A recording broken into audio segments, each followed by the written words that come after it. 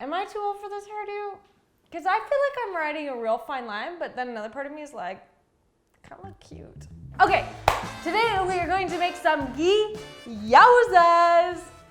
Nobody says it like that. We're doing cheeseburger gyozas. I'm really pumped, but not just any cheeseburger. We're gonna attempt to make Big Mac gyozas. So we're gonna start by making some homemade Big Mac sauce. Now, while I was in the store, I noticed they actually had bottled Big Mac sauce. So that's an option, but if you feel like buying a bunch of ingredients that you're probably never gonna use again and doing an extra couple steps, then you might want to continue to watch the video. Cool! First thing I'm gonna do is in my bowl, I'm gonna combine all of my Big Mac sauce ingredients. So that means we've got a 1/4 cup of Miracle Whip or mayo, your choosing. I've got some onion, I've got some of that sweet relish, I've got some vinegar, got a little bit of sugar here, a little bit of salt, and then some of this French dressing. God, that can't be good for you. Okay, mix it all up. Okay, let's give it a taste. Ooh, that's legit.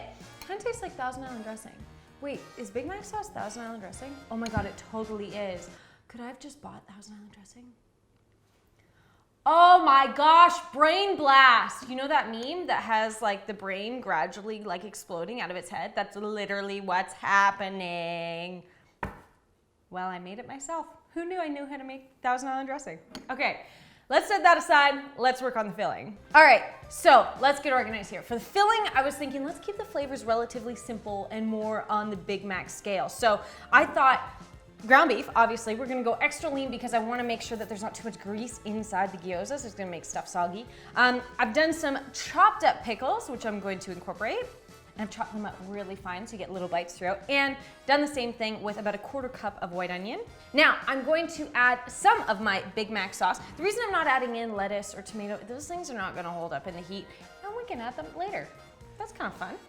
So let's go ahead and add in maybe a 1/4 cup of this Big Mac sauce.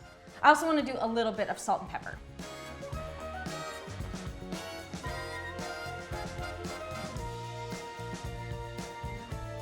All right, the filling's done. I'm just gonna give it a taste. Just kidding. So stupid joke. I'm not, it's raw meat.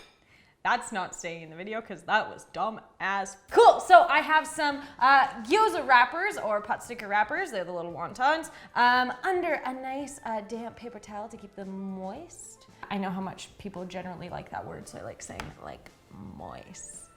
All right, and then I've also got some cheese because it would not be a proper burger without some cheese. So we're gonna make that happen. The first thing I wanna do though is grab a single wrapper. I'm just gonna place it in the center of my board. I wanna grab a cheese slice. Oh, listen to that. That sounds like nostalgia, capitalism, free market America. A little bit of obesity in that sound, but not enough to really turn you off. Oh, processed, yes. What a time to be alive. All right, we're gonna rip this cheese because I want it to just fit in the center ever so slightly. Now we are going to grab some of our filling, just a little bit, and place it in the center. I'm only using a little bit because I have made pot stickers before and they were too big in the middle and then they went and they like exploded at the sides and you don't want that. So get your pot sticker on your hand. Got a little bit of water here. I'm gonna run my finger around the edges and I'm just going to do some crimping. Doop-a-doop-doop-doop-doop-doop. Just like that. Beautiful. One pot sticker done. Bam. Let's repeat that with the rest till we have a good amount, and I'll show you how to cook them.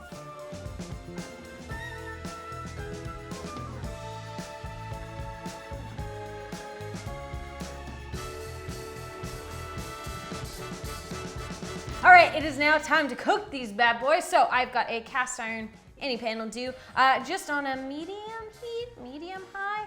And I'm gonna add my oil to the pan and get that nice and heated up.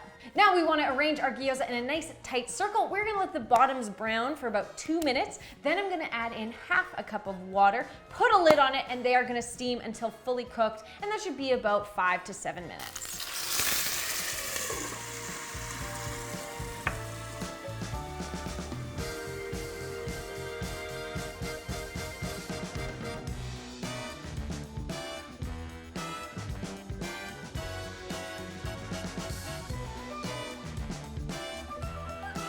These are, I mean, you guys, gyoza, am I right? Still no. Okay, well, let's give it a taste. I'm gonna dip it in some of that additional mac sauce. Oh my gosh.